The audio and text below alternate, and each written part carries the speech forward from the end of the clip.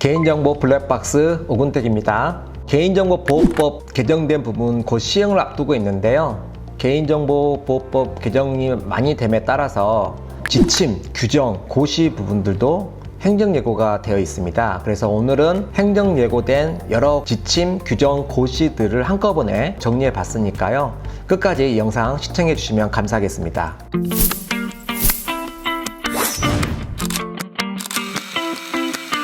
그렇다면 어떤 부분이 행정예고됐느냐? 목록을 살펴보면요. 첫 번째, 개인정보의 안정성 확보 조치 기준이 행정예고됐습니다.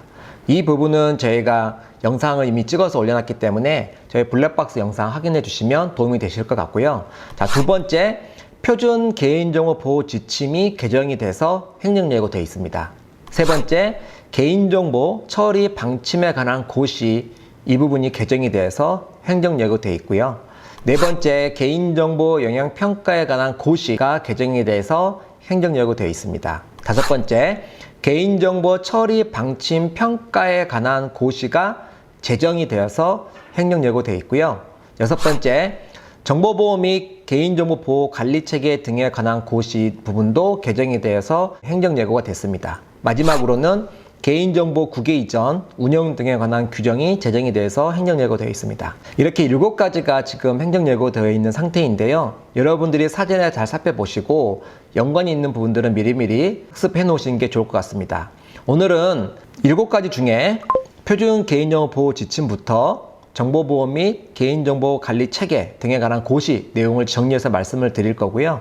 개인정보 국외 이전 운영에 관한 규정은 나중에 별도로 빼서 한번 제가 영상을 찍는 시간을 갖도록 하겠습니다. 그렇다면 첫 번째, 표준 개인정보 보호 지침은 어떤 내용이 개정이 되어 있느냐를 살펴보면 표준 개인정보 보호 지침이 개정된 지 굉장히 오래됐습니다. 그렇기 때문에 이번에 개인정보 보호법 개정된 부분하고 개인정보 보호법 시행령 개정된 사항이 전반적으로 같이 목차를 맞춰서 개정이 됐다, 이렇게 보시면 되겠는데요. 주요 개정된 사항을 좀 살펴보면 개인정보 수집비용 관련 규정의 개정사항이 반영이 됐고요.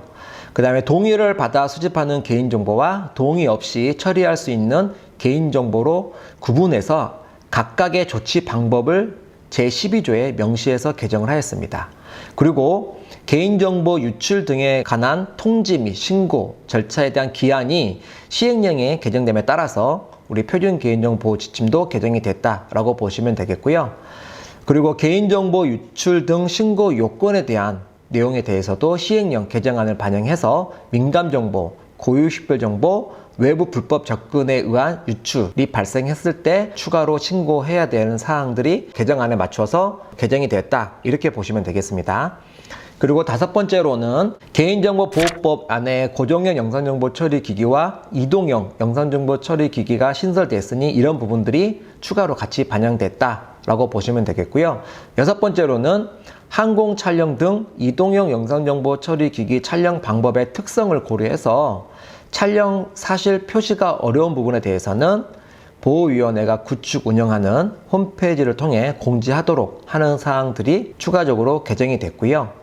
그 다음에 일곱 번째로는 개인 영상정보에 대한 정보 주체의 열람 등 요구 규정에 이동형 영상정보 처리 기기를 추가하고 거부, 제한, 사유를 법률에 맞게끔 추가로 정비했다라고 보시면 되겠습니다. 이렇듯 표준 개인정보 보호 지침에 있는 내용들이 개인정보보호법 및 시행령에 개정된 사항들이 보다 반영이 됐다라고 보시면 되겠고요. 이번에 또 표준 개인정보 보호 지침에 개정된 것은 현행 법령 및 판례 등을 반영해서 체계를 좀 정비했습니다. 그래서 보시면 제4조에 가명 처리 원칙 등을 개인정보 보호 원칙에 추가로 반영했고요. 두 번째로는 개인정보 유출에 대한 정의를 대법원 판례에 맞게끔 반영하여 제25조를 정비하였습니다. 그리고 60조 안에 정책 고객 또는 홈페이지 회원 등의 외부 고객 명부에 대해서는 2년 주기로 재동의를 받도록 하는 원칙이 있었는데 이 부분이 이제 삭제 처리되었습니다. 이렇듯 현행 법령 및 판례 등의 사항을 반영해서 좀 체계가 정비되어서 개정이 되었다라고 보시면 되겠습니다. 그래서 표준 개인정보 보호 지침이 전반적으로 많이 개정되어 있다 보니까 공공기관의 경우는 이 개정된 표준 개인정보 지침을 참고하셔가지고 내부 개인정보 지침 개정 작업도 같이 병행해서 이루어지실 필요가 있을 것 같습니다. 자, 두 번째, 개인정보 처리 방침에 관한 고시도 개정이 되었습니다. 이 부분은 이제 3가지 정도가 개정이 되었는데요. 첫 번째, 개인정보 영향평가 서식 등 체계가 정비됐습니다. 자, 두 번째, 이동형 영상정보 처리 기기 촬영 사실 관련해서 홈페이지에 공지하는 부분들이 이제 신설됐습니다. 이번에 개인정보보호법이 개정되면서 이동형 영상정보 처리 기기에 관련한 조항들이 새롭게 신설되었고, 이동형 영상정보 처리 기기 중에 드론 같은 경우에는 항공 촬영을 하다 보니 정보 주체에게 알릴 수 있는 방법들이 쉽지가 않습니다. 그렇다 보니 좀 현실성을 반영해서 보호위원회가 구축 운영하는 홈페이지를 통해서 촬영 사실을 고시할 수 있도록 정하고 있습니다. 그 다음에 세 번째, 서면 동의 시 중요한 내용 표시 방법이 좀 정비됐습니다. 그래서 이 부분은 이전에 우리가 서면으로 또는 전자문서 형태로 개인정보 수집 동의를 받을 때 중요한 내용 표시 방법들에 대해서 구체적으로 개인정보 처리 방법에 관한 고시에서 정하고 있었지만, 현실적으로 보다 보니 이 디지털 환경에 맞게끔, 다시 말하면 웹페이지 안에 특성에 맞게끔 좀 정비됐다라고 보시면 되겠습니다. 이 부분은 동의서 비포 애프터로 한번 찍어서 보여드릴 예정이니까 참고하시면 좋겠고요. 그 다음에 세 번째, 개인정보 영향평가에 관한 고시가 이번에 개정이 되었습니다. 개정된 내용 첫 번째로는 개인정보 영향평가 기관 지정 신청 관련 서류가 정비되었습니다. 앞서 말씀드린 것처럼 개인정보 처리 방침 고시에 있던 영향평가 관련된 서식이 개인정보 영향평가에 관한 고시도 통합됐다라고 보시면 되겠습니다. 그래서 기본적으로 영향평가 기관 지정 신청서, 영향평가 수행 인력 보유 현황, 영향평가 수행 관련 사무실 및 설비 보유 현황, 개인정보 영향평가 기관 지정서, 개인정보 영향평가 기관 변경 사항 신고서 등이 기존에는 개인정보 처리 방침에 관한 고시에 있었지만 이 부분들이 영향평가 고시로 다 이관돼서 통합되었다라고 보시면 되겠고요. 두 번째로는 개인정보 영향평가 전문 인력 규정 사항이 좀 정비가 되었습니다. 원래 개인정보보호법 시행령 별표 1에 2에 있던 전문 인력의 자격 조건이 이 고시로 다시 통합되면서 정비가 되었고요. 특별히 변경 내용을 좀 살펴보면 이전에 정보보호 전문가라서 시스가 있었는데 이 부분들이 이제 정보보안 기사로 바뀌었기 때문에 좀 현황화해서 개정이 됐다라고 보시면 되겠고요. 특별히 하나 여러분들 관심 있게 봐야 될 거는 개인정보보호법 32조의 2 제7항에 따른 개인정보보호 인증심사원 자격 획득 시 별도 영향평가 업무 수행 경력이 없어도 일반 수행 인력 자격을 갖춘 것으로 그 요건을 좀 완화한 부분들을 이번에 정비하면서 개정사항으로 반영했다라고 보시면 좋을 것 같습니다. 세 번째, 개인정보 전문 인력 인증서 효력 기간 및 인증서 갱신 요건 등이 좀 정비되었습니다.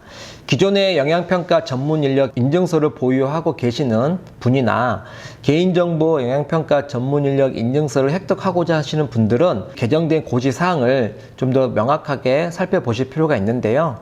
일단은 개정된 내용을 살펴보면 효력 기간이 3년으로 명확히 규정을 하고 있습니다. 개정된 조항을 같이 살펴보면 좋을 것 같은데요. 현행 6조를 좀 보시면 6조 제3항 전문교육기관의 장은 전문교육 이수자에 대한 평가를 실시하고 그 결과에 따라 개인정보 영향평가 전문인력 인증서를 교부한다라고 규정하고 있는데요. 이번에 행정 예고된 개정된 내용을 살펴보면 앞 내용은 동일하지만 추가적인 내용으로 이 경우 인증서의 효력기간은 인증서를 교부받은 날로부터 3년으로 한다라고 해서 유효기간을 명확하게 3년으로 규정하는 개정을 마련하였습니다. 그렇기 때문에 영향평가 전문 인증서를 보유한 분들은 이 3년이라는 유효기간을 명확하게 이해하실 필요가 있을 것 같습니다.